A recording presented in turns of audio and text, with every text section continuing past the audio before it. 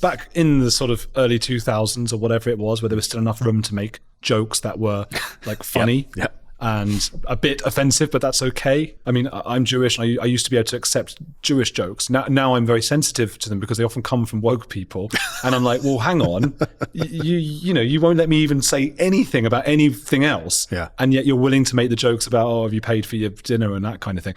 I used to find that funny when I was younger. How sad that society's moved in such a way we can't have a joke. We can't. Mark Meacham, of course, was a great example of that. That's quite funny. Yeah. I spoke to David Baddiel, who I we've become quite friendly, but he's much woker than I am. Yeah. And I don't want to sort of dob him in it or whatever when he's not here to defend himself, but he seems to believe that this woke hierarchy of race or whatever, that it's okay, but why aren't the Jews in it?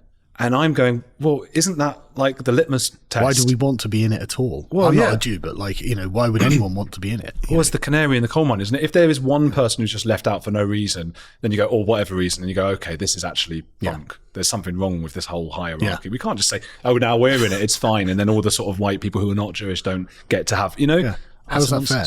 So can't we just say, this is what I want to get at? Like, I don't believe that where liberalism has gone is liberalism. Can you say that? Can you go, no, that's not liberalism anymore? The thing is, it is liberalism. That's the problem. Okay. The problem is liberalism has a particular internal logic, and it operates along this logic dialectically.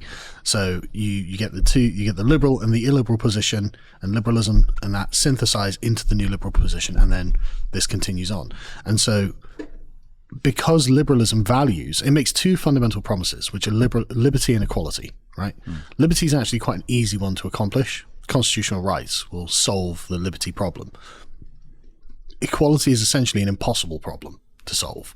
And so if you have people who feel like they are marginalized, they will always be able to say, well, we're not equal, are we?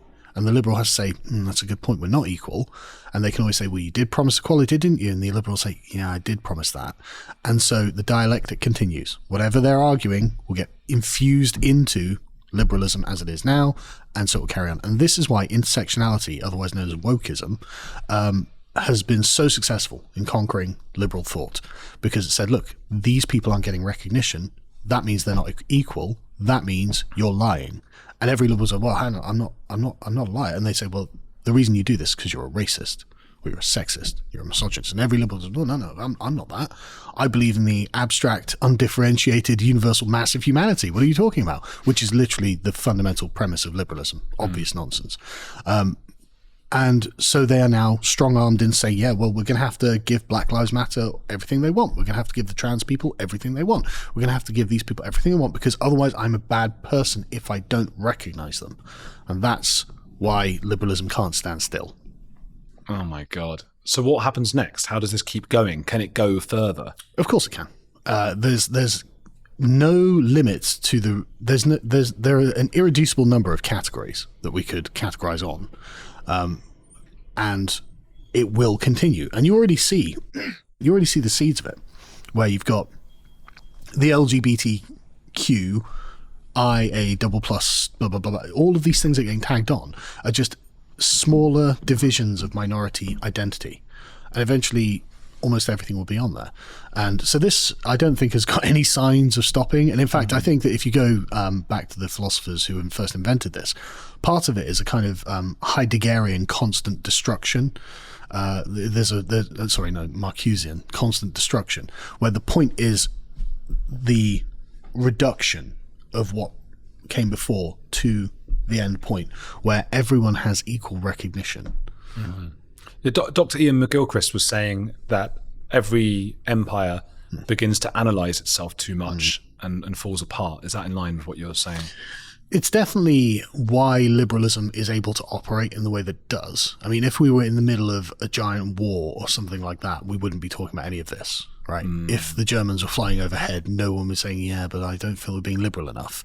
This is the thing, because, I lived in Argentina 6 years, and I have family there now and all of that stuff. And whenever I've spoken to friends and family friends and things like that over there, it's actually funny to see a lot of the older people are very on board with the trans thing when we first start talking about it. Right. So when I first start saying, I'd mentioned one or two things, and it was so funny because I immediately was like, people were so shocked around the table. We're talking in Spanish and I was just like, well, it's got a bit ridiculous. That they actually had to say to each other, I heard them sort of look at me and go like, it must be a language problem. He's misunderstood what he said there. You didn't mean that, Andrew, did you? And I had to gradually say, no, but you don't realize in England it's very different to what it is here. Because over there, it's like the old kind of the classic transphobia, this kind of like, I hate this person because they are weird and different from me or whatever, and they get killed in the woods or whatever happens. Jesus. That happens. And not by me or my father, I spoke off before, going around killing people. As we coming back to the, if someone confesses to a crime. Yes, yes. In the woods. Does it happen? That's another point as well. No, so, all right, mate. And then I started explaining, but it's like, but you don't want them to play in sports with girls. And they're like, oh, God, no. And I was like, okay. In prisons and in these kinds of, and every time they were like, what? No. The point being, they are on such a different level because like half the country can't eat. This is nonsense to them. So they're just going like, oh no, you should be nice to this oppressed minority. Don't think much more about it. Don't murder this person. Yes, I won't murder this person. Correct. But also, I don't think they should be in women's prisons. Yeah, exactly. Once you said that, everyone was like, what? Even like the most liberal people over there. That hasn't even become a concept yet over there. That's bizarre. There's definitely an aspect to living in the end of history, as it were, where actually everyone's doing or was doing relatively well. We had lots of money. We have peace. Primarily, and like you say, it makes you introspective. You've been described by James Dellingpole as a leftist libertarian whose shtick is to question the received wisdoms of our time. Is there a way to convey to an audience what it is to question received wisdom without sounding red-pilled, peaked, woke? I don't think I'm a leftist libertarian. Yeah, I think it was a point I found on Wikipedia about lots of different people have called you different things across the spectrum. Yeah, I have been called a lot of different things. I just call myself a traditionalist at this point. It's probably the furthest right you can go. Really? Yeah. Wow. Because liberalism was founded in opposition to traditionalism. But I think that liberalism doesn't have a monopoly on the things that it claims. And especially in the English tradition, you can find all of these things. I mean, in fact, liberalism takes them from the English tradition. And so I'm just a traditional Englishman. And so I believe in all the normal things that traditional English people believe. But sorry, what was the question? But it's interesting what you're saying, because I think so many people I speak to about very similar things have been called right-wing as an insult and as a slur. And I can understand why one might want to sort of take ownership of that. Like, well, it's just, it's no different to being left-wing except the other thing. Well, isn't that interesting how the prejudice is to, oh, you're right-wing, as if that's an insult. It's like, well, what does that mean? Well, people associate it with Hitler. Because we learn more about Hitler than we do about But Hitler was a socialist. Oh, God. Yeah. I'm not even joking. He self-identified as a socialist. He ran a command economy.